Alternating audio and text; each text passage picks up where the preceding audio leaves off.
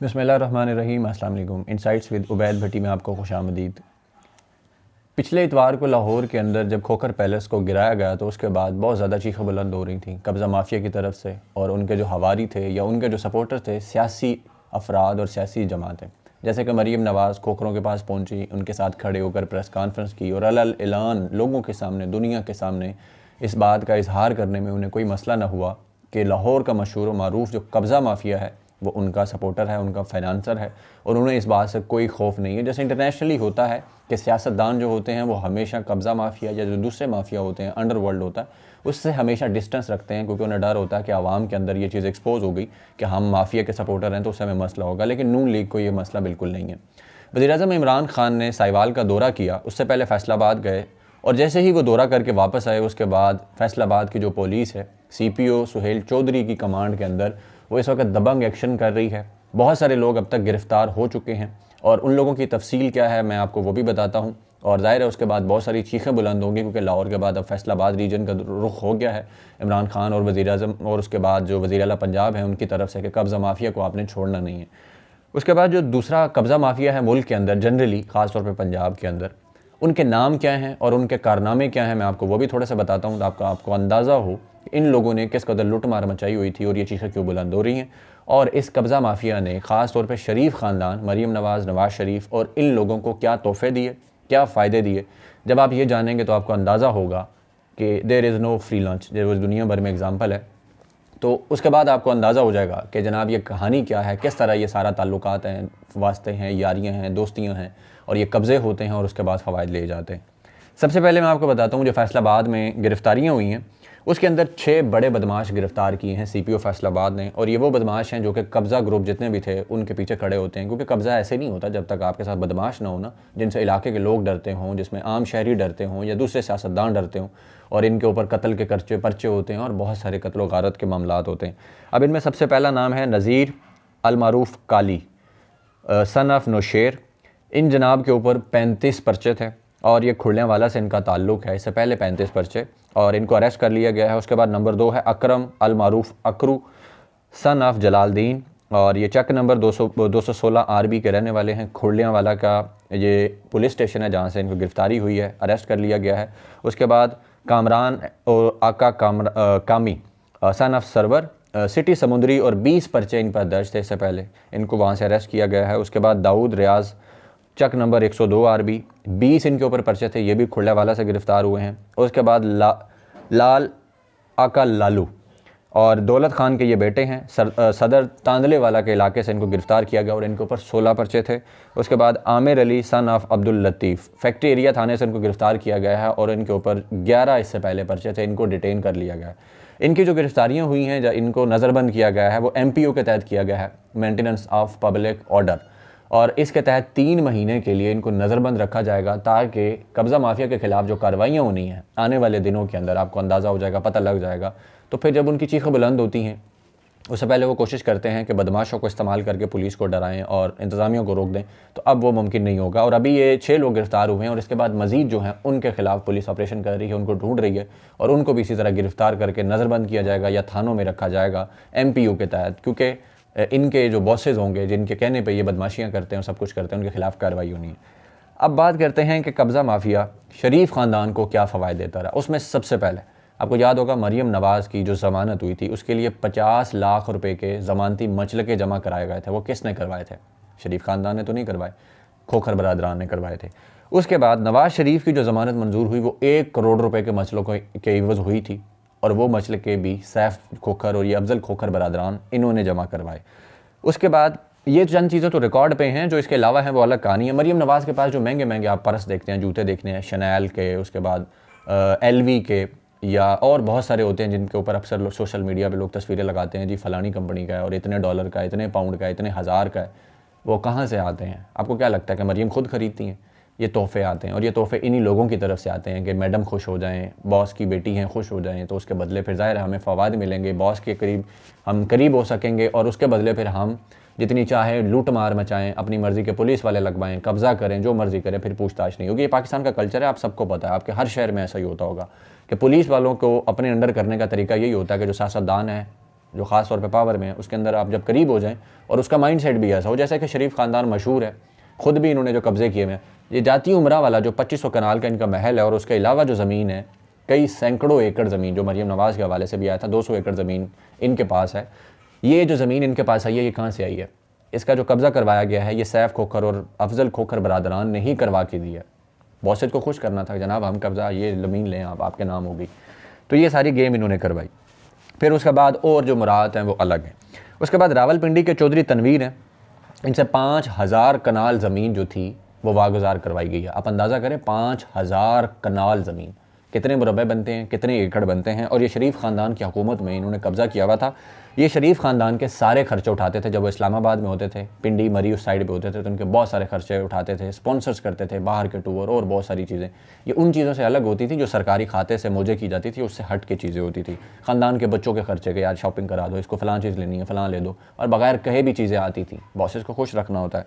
फिर उसके बाद अंसर शेख फैसला इस्लामाबाद के मेयर थे, आपको पता होगा। उसके बाद इनके ख़िलाफ़ फैसला आया था, फिर वो हटा दिए गए।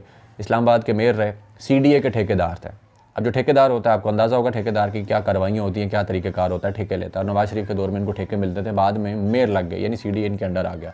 इन्होंने नवाज़ शरीफ को F11 इस्लामाबाद के अंदर घर बना के दिया और मरी के अंदर घर बना के दिया।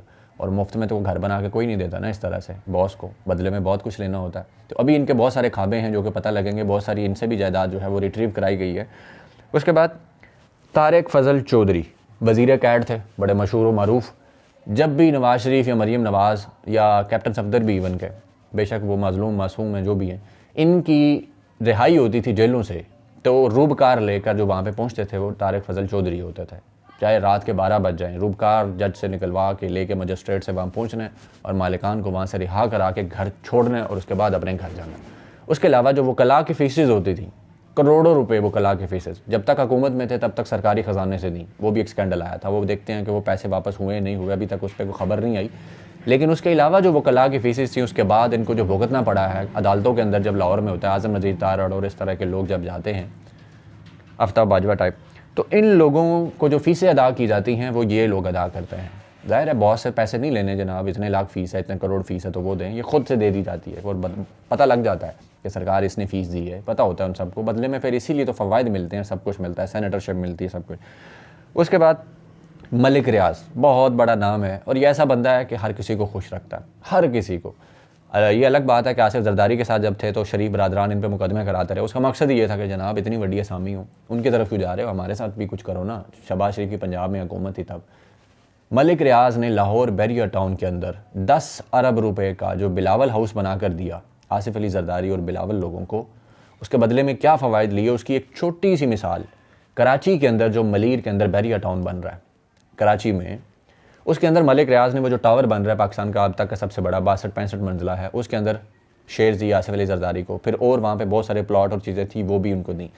लेकिन उसके बदले इन्होंने जो उनके साथ गेम ये की कि बलूचिस्तान के करीब एक ज़मीन थी वो सिंध हुकूमत को दी और कहा कि मुझे ये ज़मीन दे दो, ये शहर के अंदर है, मैं बैरियर टाउन बनाता हूँ।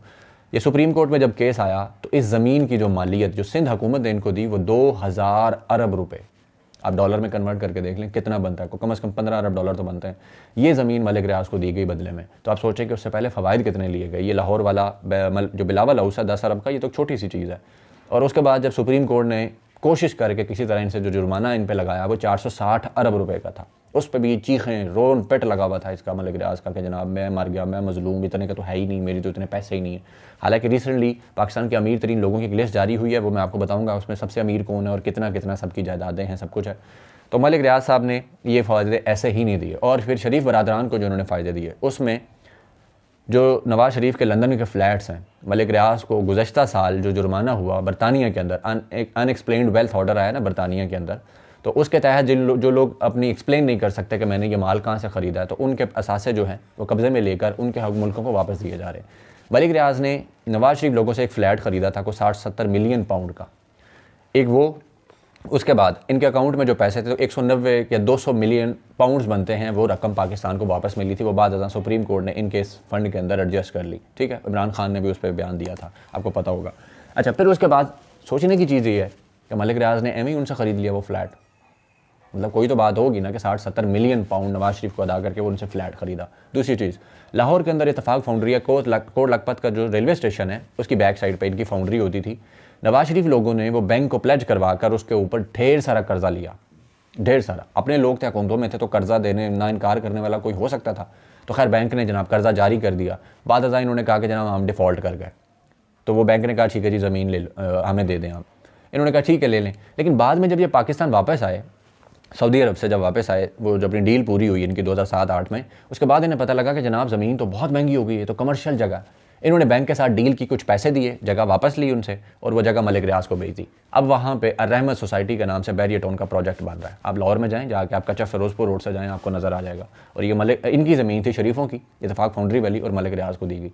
तो ये मुफ्त में तो चीज़ें नहीं दी जाती, इसके पीछे बड़े फ़वाइद होते हैं और बड़ा कुछ होता है। अभी भी ये चीज़ें सामने नहीं आई। उसके बाद उन लोगों की बात करते हैं जिन लोगों से हुकूमत ने सरकारी ज़मीनें छीनी हैं, जिनकी वजह से चीखें निकल रही हैं मरीम नवाज़ की और सब कुछ। इन्होंने गुल क्या खिलाए हैं और कितने अरब की ज़मीन थी, क्या कुछ था, मैं चंद चीज़ें आपके सामने रखता हूँ। इन सब लोगों के खिलाफ FIR दर्ज है। इनको जुर्माने की रसीदें दे दी गई हैं कि जनाब ये इतना पैसा आपके यहाँ बनता है, आपने जो ज़मीनें सरकारी लूट मार की है, इस्तेमाल की है, वो पैसे आपने देने हैं। 200 अरब रुपए से ज़ायद की मालियत है। सबसे पहले कब्ज़ा ग्रुप जो लाहौर का मशहूर और मारूफ है, खोखर ब्रादर्स, उनकी बात करते हैं। 45 कनाल ज़मीन जो अभी इनसे रिसेंटली ये जो इनका वाइट हाउस गिराया गया और वो ज़मीन सरकारी ली गई है, वहाँ पे ये असले है और गुंडे जो उन्होंने रखे हुए थे उसके सर पे बदमाशी करते रहे कि ज़मीन ना ली जा सके, लेकिन ले ली गई। ठीक है, इसकी जो मालियत है वो 1500 करोड़ रुपए है। जौहर टाउन के अंदर है 1500 करोड़ रुपए, 45 कनाल ज़मीन। उसके बाद कसूर के इलाके में 1052 कनाल ज़मीन जो थी इन खोखरों से बाजियाब करवाई गई है। सरकारी ज़मीन थी, नवाज शरीफ के करीब थे, मरीम के करीब है, बहुत करीब है, तो जो मर्ज़ी करें, लूट मार करें। 80 कनाल 4 मरले सरकारी ज़मीन लाहौर के नवाह में एक इलाका है, वहाँ पे कमर्शियल तामीर की गई थी, प्लाजे बनाए हुए थे और इसकी मालियत 3 अरब रुपए से ज़ायद है, ये भी इनसे ली गई है। 206 कनाल सरकारी ज़मीन जैली कागजात बनवा कर, जो डीड्स बनवाई जाती हैं, इन्होंने अपने नाम मुंतकिल करवा ली थी, 206 कनाल, और ये इनसे वापस ले ली गई है। उसके बाद अगली पार्टी है गुजरांवाला की मशहूर व मारूफ गुलाम दस्तगीर, खुरम दस्तगीर के वालिद। उन्होंने नवाज शरीफ की वजह से पुराने दौर के अंदर ही जो सरकारी ज़मीन, उससे पहले अयूब खान के साथ जब थे तो तब भी उन्होंने वो ज़मीन जो अपने अंडर ली गई थी, 2 कनाल 11 बल्ले ज़मीन थी, जिसके ऊपर इन्होंने पेट्रोल पंप और CNG बनाया हुआ था। सरकारी ज़मीन थी, कौन पूछने वाला था, अपनी ये घूमते हैं जनाब, किसने क्या कहना आगे। और उसके लिए खानापुरी भी की होती है ना कि सरकारी कागजात के अंदर अदो-बदल, तो वो इनसे वापस लेके उसको पब्लिक पार बना दिया गया। चीखें तो निकलेंगी। फिर उसके बाद जुर्माने की मद में इनको चालान भी दिया गया। अच्छा, इनका एक सिनेमा था, उसके साथ 1 कनाल सरकारी ज़मीन लगती थी, इन्होंने वो भी उसके अंदर शामिल कर ली थी, अब वो भी इनसे वापस ले लिया गया और 66 मिलियन रुपए उस जगह की कीमत थी।